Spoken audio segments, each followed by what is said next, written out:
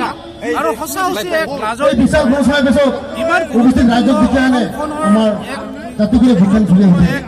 জনগোষ্ঠীবিলাকক আমাৰ সংগ্ৰামত এই চৰকাৰৰ কোনো গুৰুত্ব নাই। বিভিন্ন তেওঁলোকে আজি তেওঁলোকে নানা ধৰণৰ আইন লৈ জনগোষ্ঠীয় মানুহখিনিক কোনো অধিকাৰৰ বঞ্চিত হৈছে। সেইকাৰণে আৰু তেওঁলোকে যি কমিটমেণ্ট সেইটো বাস্তৱ তেওঁলোকৰ দায়িত্ব।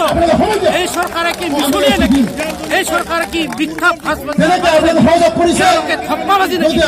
যদি থপ্পাবাজিয়ে নহয় মিছাৰ আশ্ৰয় নহয়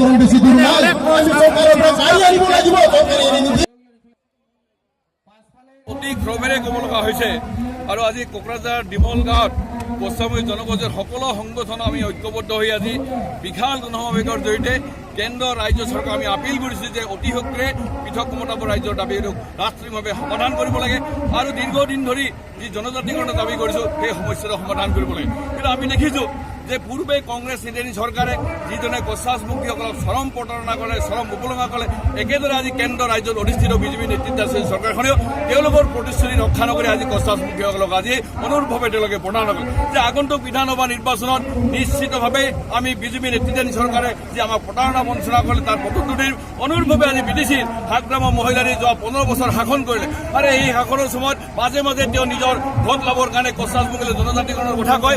কিন্তু তেতিয়া কেন্দ্ৰীয় চৰকাৰে জনজাতিকৰণ বিষয়টো কৰিবলৈ আগবাঢ়ে তেতিয়া নতুন দিল্লীত গৈ তেওঁ জনজাতিকৰণৰ বিৰোধিতা কৰে আৰু হাগ্ৰামৰ মহিলাৰী বিৰোধিতা কৰাৰ কাৰণে আজি মন্ত্ৰীগোট গঠন হৈছে আৰু এবছৰে আজি মন্ত্ৰীগোটে জনজাতিকৰণ সম্পৰ্কে কেন্দ্ৰীয় চৰকাৰে আজি কোনো ধৰণৰ প্ৰতিবেদন নকৰে। গতিকে এইটোৱে ওলাই পৰিছে যে কেন্দ্ৰ ৰাজ্যৰ অধিষ্ঠিত চৰকাৰ পূৰ্বৰ কংগ্ৰেছ চৰকাৰৰ লগত বিজেপি চৰকাৰ যদি কোনো পাৰ্থক্য নাই এই কথা আজি জল পটকৈ ওলাই পৰিছে যে কছাৰীসকলে আজি বন্ধুকোট বিশ্বাসী নহয়। কিন্তু আজি কেন্দ্ৰ ৰাজ্যৰ অধিষ্ঠিত চৰকাৰে আজি NDP বা আন সশস্ত্ৰ সংগঠনৰ লগত আলোচনা কৰি তেওঁলোকৰ শান্তি চুক্তি কৰিলে। কিন্তু আজি কেৰলৰ লগত যি ধৰণে আজি আলোচনা কৰি শান্তি চুক্তি কৰিব লাগিছিল তাৰ কিন্তু কোনো ধৰণৰ গুৰুত্বপূৰ্ণ নহয়। একেদৰে আজি কছাৰী জাতীয় সংগঠনে গণতান্ত্ৰিকভাৱে আন্দোলন কৰি আছে। কিন্তু গণতান্ত্ৰিক আন্দোলনৰ প্ৰমূল্যবোধক কেন্দ্ৰীয় চৰকাৰ ৰাজ্য চৰকাৰে ভৰি নাই মোচাকি আজি সশস্ত্ৰ সংগঠন যিসকলে গ্ৰহণ কৰিছে তেওঁলোকক আজি শান্তিৰ আলোচনাই আনিছে। গতিকে এইটো অতি দুৰ্ভাগ্যজনক কথা যে আজি ভাৰতবৰ্ষ পৃথিৱীৰ ভিতৰত এখন সৰ্ববৃহৎ গণতান্ত্ৰিক ৰাষ্ট্ৰ, কিন্তু এই গণতান্ত্ৰিক ৰাষ্ট্ৰখনত যিসকলে বন্দুক তুলি লৈছে সেইসকলৰ সমস্যা সমাধান কৰাৰ কাৰণে